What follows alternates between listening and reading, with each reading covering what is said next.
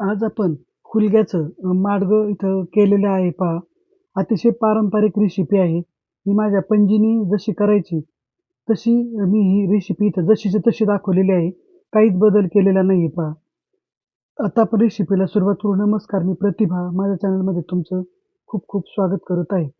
इथे हुलगे आहेत पहा आणि ही हुलगे आपल्याला इथं भाजून घ्यायचे आहेत. आमच्या भागाकडे हुलगे फार पिकतात. त्याच्यामुळे आमच्याकडे हुलग्याचे सगळे पदार्थ होतात आणि आमच्याकडे 12 महिने हुलग्याचं पीठ असतं.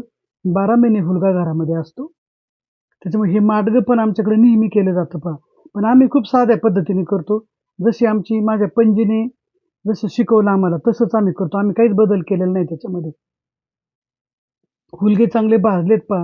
हे हुलगे भाजताना मंद आचेवर भाजायचे आहेत.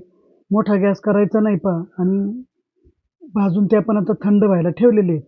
आता तो थंड होईपर्यंत आपण हे जे आहे लसूण हा ह्या खलबत्त्यात कुटून घेणार आहे पहा. तुम्ही तुकडे करून घेतले तरी चालतील आणि थोडे त्याच्यामध्ये जिरे टाकलेले आहेत. ते पण असे अर्धवट कुटायचे आहेत असे.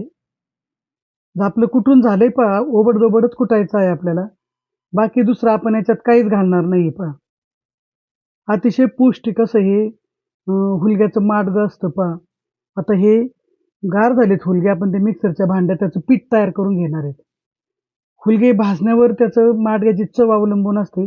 त्याच्यामुळे हुलगे हे खूप खरपूस भाजायचे. झालं पहा पीठ तयार झालं. आपण ते थोडं चाळून घेऊ.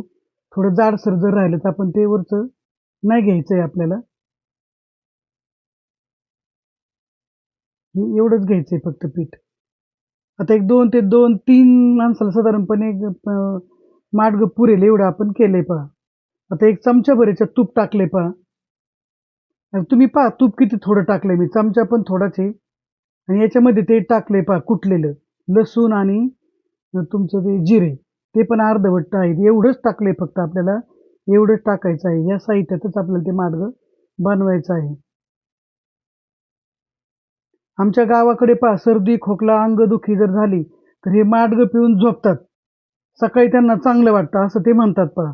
आमच्याकडे पण आम्ही इथं पण नेहमी करतो आणि अशा पद्धतीने संध्याकाळीच पितो आम्ही बहुतेक.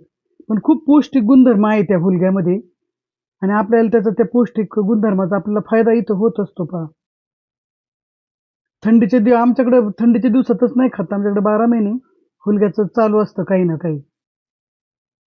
खूप पौष्टिक आहे पहा हा पदार्थ. शरीरातील सगळ्या भागावर सगळा चांगला परिणाम होतो त्याचा. आता हिंग टाकायचा आहे पहा थोडा चवीसाठी. हिंगामुळे जबरदस्त चव लागते आणि हिंग जंतुनाशक पण आहे. आता याच्यामध्ये पाणी आपल्याला 3 ग्लास आपण आत्ता पाणी टाकणार आहे पहा. पाणी किती टाकतोय आणि ते उरणार किती पाणी आहे ते बघा.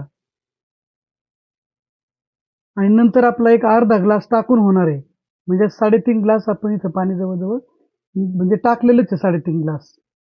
आता याला चांगली लवकर उकळी यावी म्हणून आपण त्याच्यावर झाकण ठेवणार आहे. उकळी तशी पण आली असती पण वेळ जाईल. आता हे पीठ आहे किती घेतोय पहा आपण. हे 3 चमचे आहे पीठ घेणार आहे मी फक्त. चमचा पण किती छोटा आहे बघा. आणि त्याच्यात पाणी टाकले आणि ते तर कालवून घ्यायचं आपल्याला खालीच. तसं जर टाकलं तर मग त्याच्या गाठी व्हायची शक्यता असते पहा. असं थोडंसं खाली कालवून घ्यायचं आहे. उकळी आलेली पहा त्या उकळीत ते आपल्याला टाकायचं आहे आता. मीठ आपल्याला फार शेवटी टाकायचं आहे. मी त्याचं कारण पण तुम्हाला नंतर सांगते. व्हिडिओ कुठे स्किप करू नका. पाहत राहा व्हिडिओ. छोट्या-छोट्या टिप्स असतात पहा. मग त्या लक्षात येत नाहीत आणि मग तुमचा पदार्थ चुकतो करायचा मग. त्यासाठी व्हिडिओ संपूर्ण पाहायचा नेहमी. आता आपण टाकून घेतलंय आणि वरतून हे पाणी पण टाकलंय आपण. आणि जवळ-जवळ 3.5 ग्लास आपलं पाणी झालंय. आता एवढंच टाकायचं आपल्याला हळद टाकायची नाही, कोथिंबीर टाकायची नाही, काहीच टाकायचं नाही याच्यामध्ये. हे चांगलं उकळू द्यायचंय पहा चांगलं 15 मिनिटं उकळू द्यायचंय. हे जितकं तुम्ही उकळवाल तितकं त्याचा अर्क त्या पाण्यामध्ये उतरतो आणि तितकं जास्त ते गुणकारी होतं पहा. शिजण्याची खूप मेहनत आहे याची. 15 मिनिटं मंद आचेवरती शिजू द्यायचंय चांगलं. 15 मिनिटं झालेले आहेत. पहा आता या क्षणाला आपण इथं मीठ टाकणार आहे. कारण आधीच जर टाकलं असतं ते पाणी आटल्यानंतर ते खूप खारट लागलं असतं. त्या अंदाजाने आपण मीठ टाकलं असतं ना. आता या अंदाजाने मीठ टाकल्यामुळे ते आपोआप अजिबात खारट वगैरे होणार नाही. मग अगदी माफक प्रमाणात मीठ होईल. झालं आपलं. आपण गॅस बंद केलाय पहा.